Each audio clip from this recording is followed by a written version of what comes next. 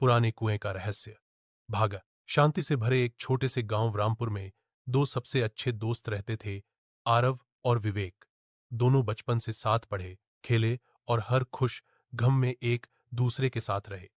लेकिन उन्हें नहीं पता था कि एक दिन उनकी दोस्ती उन्हें एक ऐसे रास्ते पर ले जाएगी जहां से लौटना नामुमकिन होगा। एक रात गांव में जोरदार बारिश हो रही थी।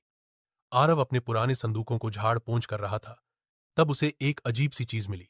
एक पुराना जला सिला नक्शा और उसके साथ एक चिट्ठी। अगर जिंदगी की सच्चाई जाननी है तो उस कुएं तक पहुंचो जहां सूरज की किरण तक नहीं जाती। ये नक्शा पास के जंगल में किसी पुराने कुएं की ओर इशारा कर रहा था। एक ऐसा कुआं जिसके बारे में गांव वाले बात करने से भी डरते थे। विवेक को भी उसने वो चिट्ठी दिखाई और दोनों ने तय किया कि अगले दिन सुबह उस कुएं तक जाएंगे, बस थोड़ा सस्पेंस और मघा के लिए। सुबह होते ही दोनों दोस्त निकल पड़े। नक्शे के अनुसार चलते चलते वो जंगल के अंदरूनी हिस्सों में पहुंच गए, जहां पेड़ भी डर से कांप रहे थे और पक्षियों की आवाजें भी गायब थीं। काफी देर चलने के बाद दूर से उन्हें वो कुआं दिखाई दिया, टूटा फूटा, कांटों से घिरा हुआ और उसके पास खून से सना हुआ एक पुराना पुतला। विवेक ने मजाक किया, लगता है किसी ने डरावने नाटक की तैयारी की है। लेकिन तभी आरव का चेहरा जर्द पड़ गया।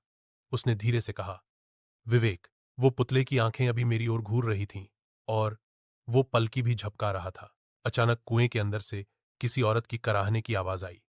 नजदीक जाने पर उनकी टॉर्च खुद ब खुद बंद हो गई और दोनों के कानों में एक फुसफुसाती आवाज गूंजी, अब तुम आ ही गए हो, वापस मत लौटन। क्या आरव और विवेक उस कुएं के रहस्य को जान पाएंगे? वो आवाज किसकी थी? कहीं वो नक्शा उन्हें फांसाने के लिए तो नहीं भेजा गया? जानने के लिए तैयार हो जाइए। अगले भाग में होगा सच्चाई से सामना, पुराने कुएं का रहस्य। भाग 2 जल्द ही आ रहा है। इस कहानी का अगला पार्ट देखने के लिए चैनल को सब्सक्राइब जरूर करें, क्योंकि अगली बार सिर्फ डर नहीं, मौत भी बहुत करीब होगी।